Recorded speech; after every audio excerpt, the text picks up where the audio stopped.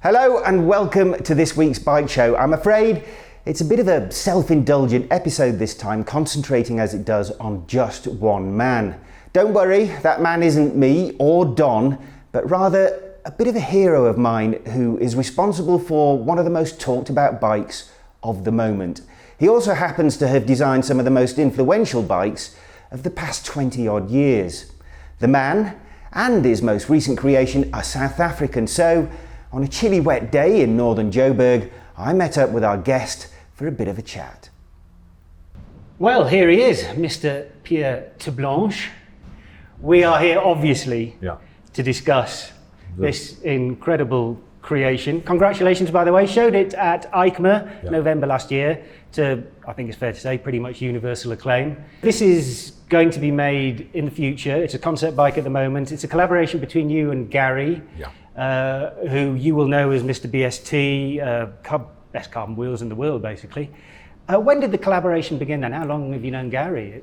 I've known Gary for, I don't know, 30 years, 20 years, 25, I don't know.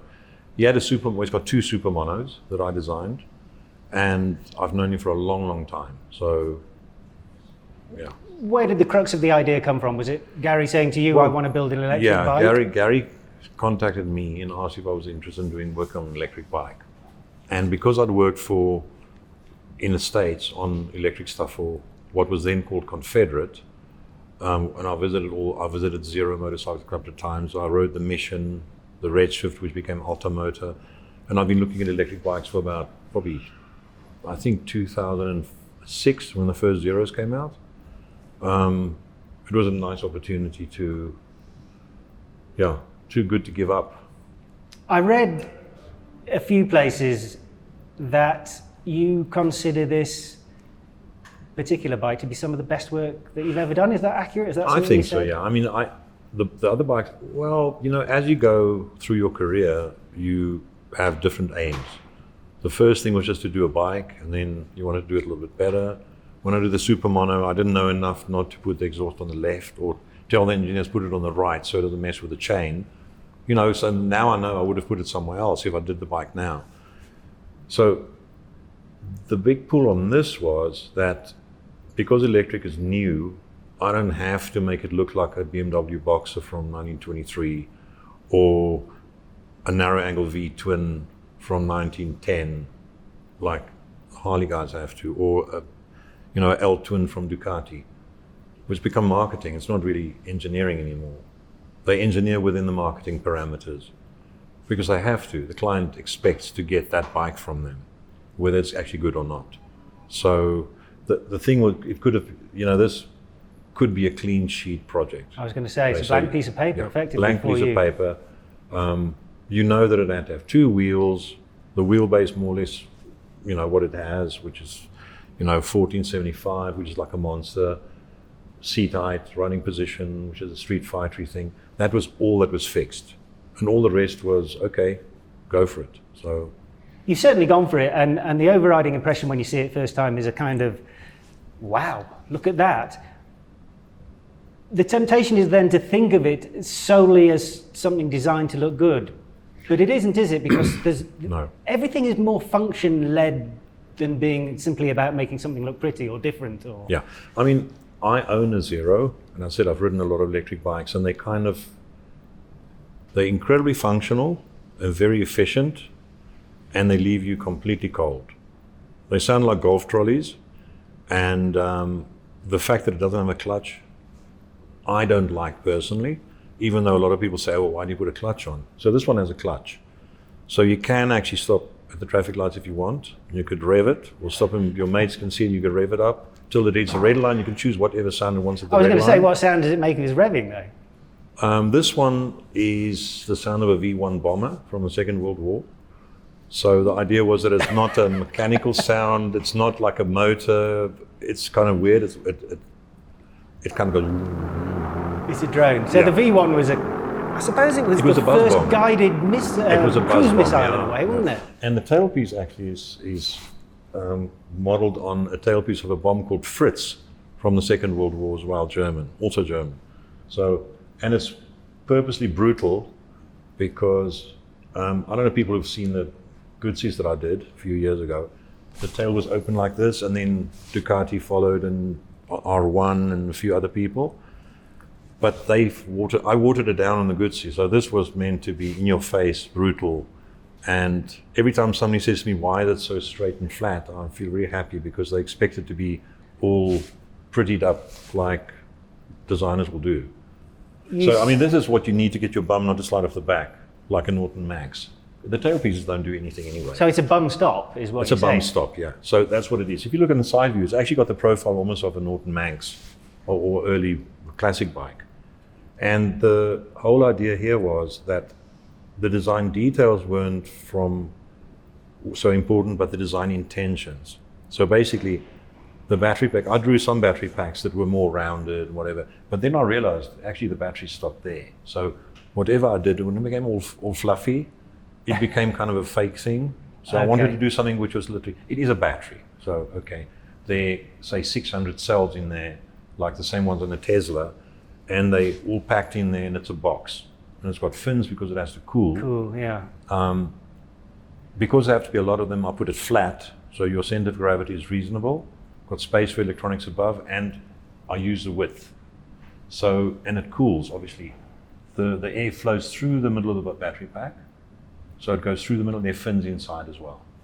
And these are fins, and this is crash protection. Because there are laws about the impact on the battery pack.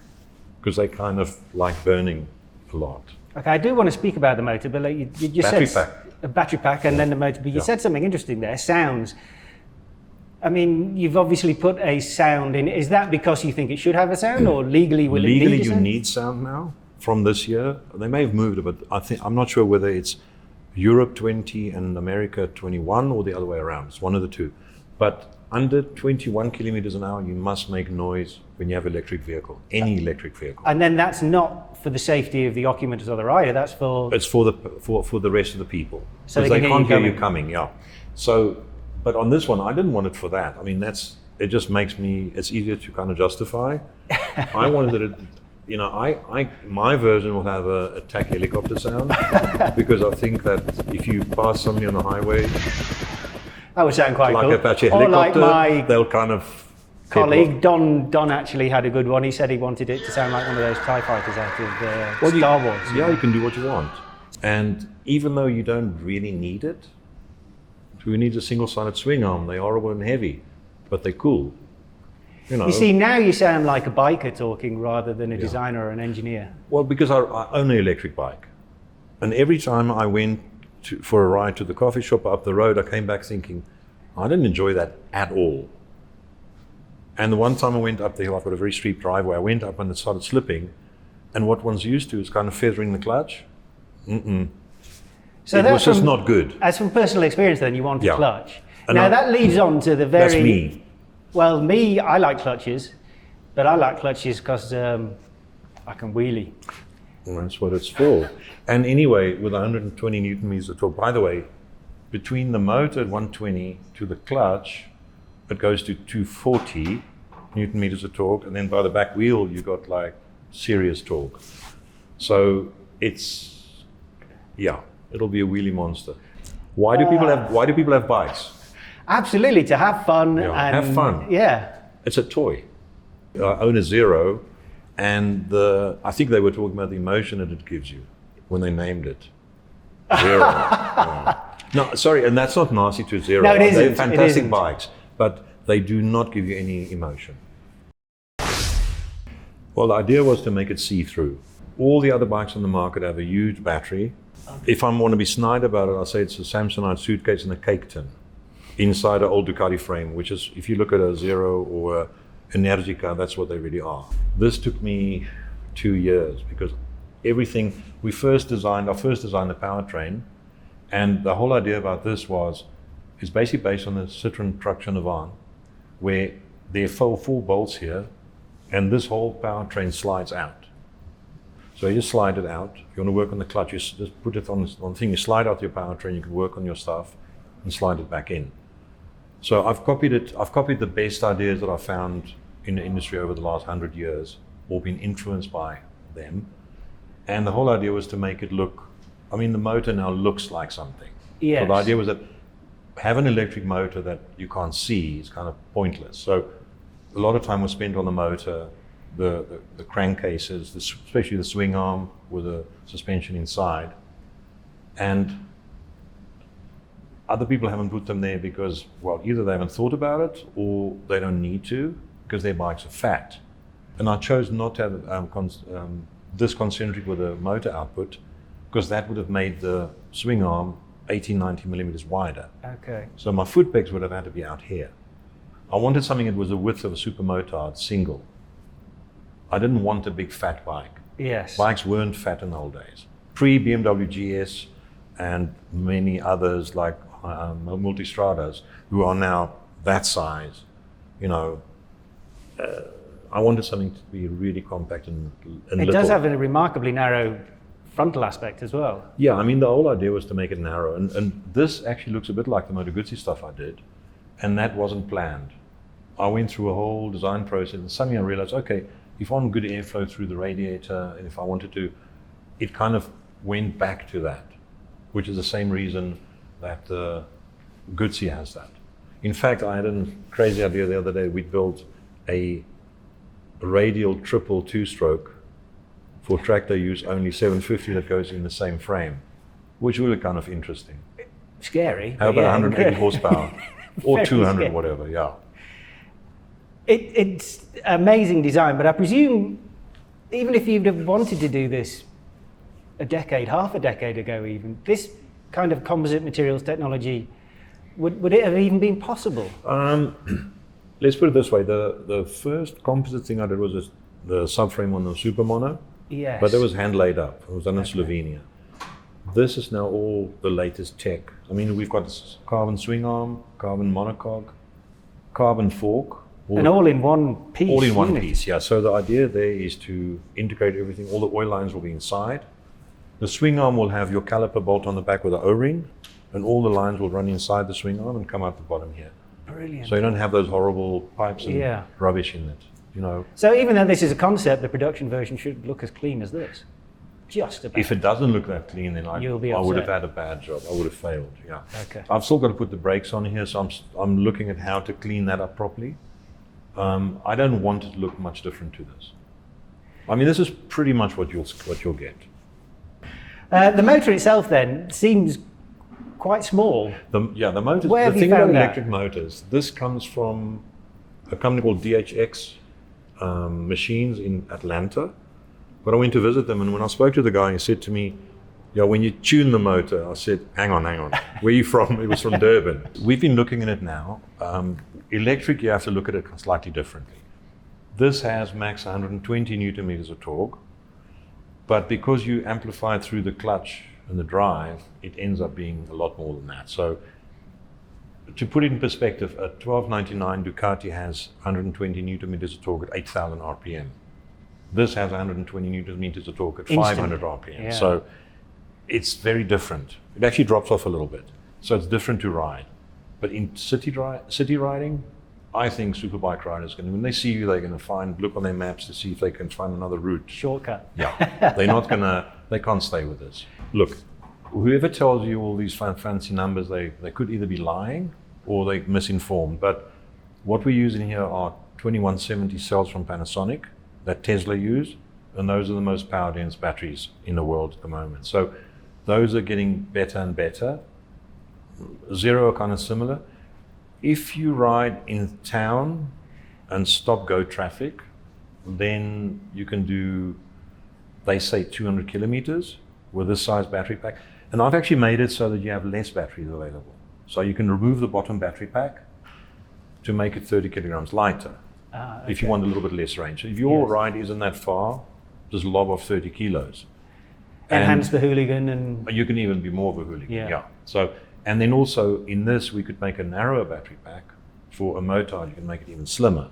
So this is almost like a cargo helicopter. This area here holds a battery. The battery gets bolted in. So you can change the battery shape, you can change the size, whatever else. Somebody said to me, it looks a bit like a BMW Boxer. I mean, the Boxer was done in 1923, and they wanted to cool it. So they put the cylinders out the side. So why don't you put your battery pack outside. facing the air? And that's why it's really functional, because it wasn't like that initially. It was actually in the middle of the bike. Oh, really? Yeah. So it moved because I thought about it more. So, okay, and then you thought about the functionality more. Yeah, it's all about the functionality. It's not about the look. The look came from the functionality. You know, I mean, the tank, these pads here, you can unbolt them and you can wider and narrower. Because it's not a tank anymore, is it? It's an ergonomics area where you put your legs. Yes. So this can be changed, and you can make it wider, you can angle it, you can do what you want. I mean, the back of the bike, if you, for example, pull that off, that's some electronics inside there, but this is clips on. So that's basically that's just the cover. That's like the cover on the back of your iPhone or whatever. It has to be there because you put your stomach on it. So I've got friends who maybe need a flatter on there. So you were talking earlier about possibly having more than one bike in the same package then? Yeah. Is that by changing panels and that sort of thing? Yes, what we'll have, what you see here, now we don't have the adjustment here, but the seat actually will pivot in the front. So you can crank this up and you can have different seat height, and you can unclip the whole subframe. And then you can put in a hypermotard or a city bike or a cafe racer. So at home you could have 4 bikes hanging on the wall. And you walk up in the morning, you clip in a new bike, different handlebars adjusted, and off you go. Yeah. Okay, well, since you brought it up first, referring to the dim and distant past, I'm intrigued. Let's get a little bit more of a sense of who you are. I mean, this is why we're interviewing you. You're a South African lad, born down in the Eastern Cape. Okay, I'm from Uitenhage, and people always laugh when they hear I'm from Uitenhage, but you know, I said to someone once, there's a Uitenhage in every country, you know, and somebody has to come from a Uitenhage.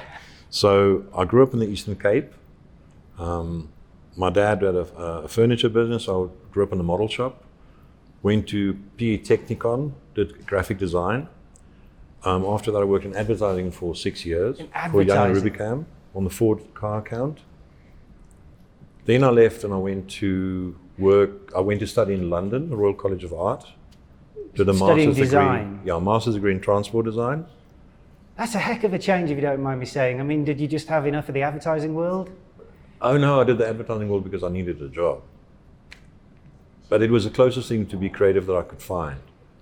So then when I left, and then I went to Ford in Germany. VW in Germany. I worked for the advanced studio there for 3 years. And then what I really wanted to do was bikes. So I went down to see Mr. Tamburini in Ducati, and I got a job there. Oh, hold on, you just throw that out there. Yeah, I went down to see him. What do you do? Knock on his door and go, oi? Yeah. That's what you do with Italians. You can't send them letters or stuff. They don't respond. Brilliant. So I just drove down there and knocked on the door, literally knocked on the door. So this comes from, I presume then, a bit of a love for bikes. That was born earlier, or?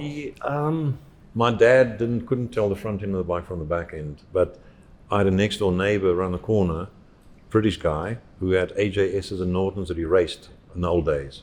So I used to hang out with his sons and look at the bikes and stuff and fell in love with them. Yeah. When did you get your first bike then, just out of interest? Oh, I had a 50cc Honda SS50. Excellent. Little press frame one. Yeah. Then I got a CB100, and then I bought a 750 Ducati in bevel drive, which I was busy remodifying and before I left. So you've gone via the cars, you knocked on Tamburini's door and said, "Oh, you give us a job," which he obviously did. Yes, and then I learned from them. I mean, learned to speak Italian, and then just learned by observing them. They don't teach you anything, so we had to do everything. So unlike what people do today, if I wanted to do a blow molding, Mr. Tamburini would tell me, okay, here's the address, go and see this guy, he's 30 kilometers away. He'll explain everything about blow moldings. So the Super Mono. Yeah. I mean, wow. Yeah, I didn't buy one, which was a foolish of me. And now you're sat here working, and there's 2 here, isn't there, in the building? Yeah, I won't tell people how much they're worth. They're worth a bit. Because they made something ridiculous. 68. Was it 68? Well, that's an Italian 68. It could actually be 78. I don't know, but it's like they numbered them till 68. So I've kind of grown up with your bikes, and I look back now, and I look at how people refer to you, and the word controversial comes up quite a lot. Now, why? Why do you think that is? Look, I think there are no more conservative people on the planet than motorcyclists. Yes. So if you want to do something that people like, there's a bit of a formula to it. The 999 was a bit of an unfortunate thing because what people don't know is meant to have one headlamp, the lower one. It? Yeah, which this has. So last minute they made me put another headlamp on the top, which made the position light go to the screen and the whole thing changed. So a bit unfortunate. So, and then the single-sided swing arm was removed by the racing department, Domenicali and Preziosi, and then of course they got a medal for putting it back afterwards. But that's life, you know. It's, you know, in pure racing terms, single-sided is probably not the way to do it. No, but the 999 was successful, hugely successful. Oh, it was actually more successful than 916, sales-wise. But people like to talk a good story, you know. So now they're actually difficult to get hold of. Yes. They become a bit of a sought-after bike. A bit more of a collector's item. It was possibly the job from hell, wasn't it? Sorry? Following this 916, I mean, it's almost a thankless It was a task. difficult one. I mean, I probably pushed a bit far. You know, if everybody would have been happy if I'd done like a bit of a facelift. And unfortunately, I'm not smart enough to do that. So that's why I like doing this sort of stuff, where I prefer to do something a bit fresh and new. A hugely accomplished career, and on top of that, he was an absolute gentleman as we messed about, wasting his time and generally making complete fools of ourselves as we tried to film his bike. Unfortunately, in this brief snapshot of a great designer's career, we could only barely scratch the surface, but I hope you enjoyed those nuggets of information that he did let go.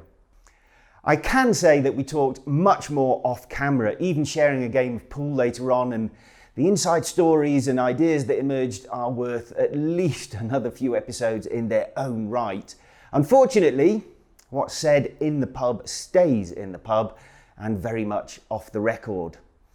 Thank you again to Mr. Terblanche for taking the time and effort to talk with the bike show, and thank you to BST's Gary Turner for being the engineer that got this project off the ground in the first place. And thank you to you guys for watching. We'll see you again next week.